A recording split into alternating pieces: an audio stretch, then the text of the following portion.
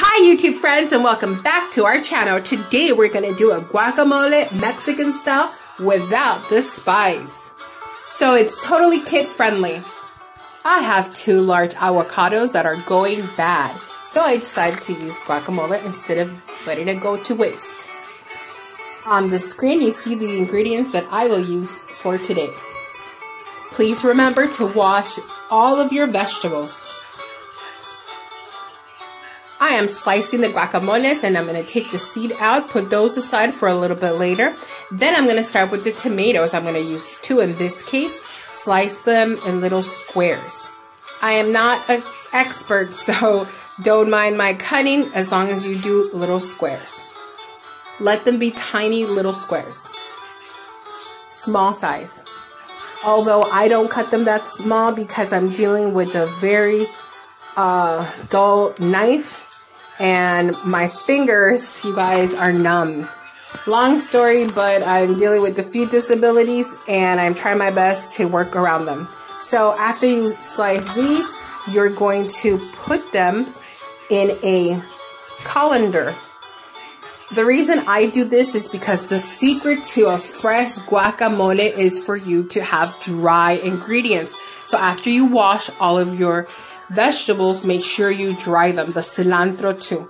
Cilantro, tomato. And I put them there so that all of the juices of the tomato rinse out. So by the time I'm ready to put the guacamole together, the tomato is dry. Now, a lot of people also, another trick would be to take everything out inside the tomato and just cut the slices.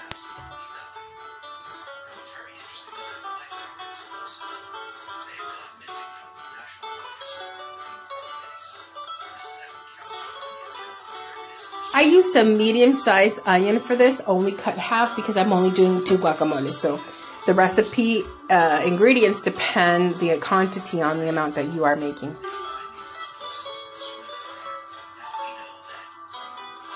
After you wash your cilantro, please make sure you dry it. It needs to be very, very dry so that the aguacate isn't too watery. We don't want it to be watery. We want it to be thick and fresh and have all those beautiful colors come out.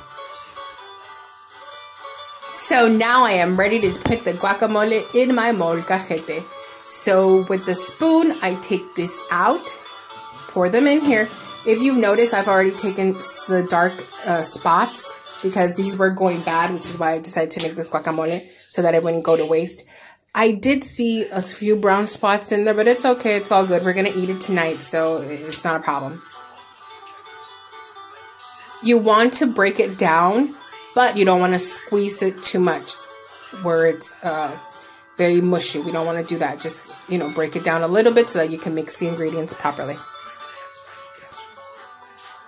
And you guys, don't mind me. I'm a little bit rough because, again, my fingers are numb and sometimes I don't even feel. So that's just how I am. I'm sorry about that, but it looks a little bit rough, but it's okay. Some other people may have finesse. I don't. So you want to gently mix it. Again, you don't want this mushy because you want it to be a little bit on the hard side like this. Yay, beautiful. Now, salt is to taste. This is a teaspoon of salt. And we're going to put a little bit of olive oil. After that, we're going to squirt half of a lime, and that is also to taste.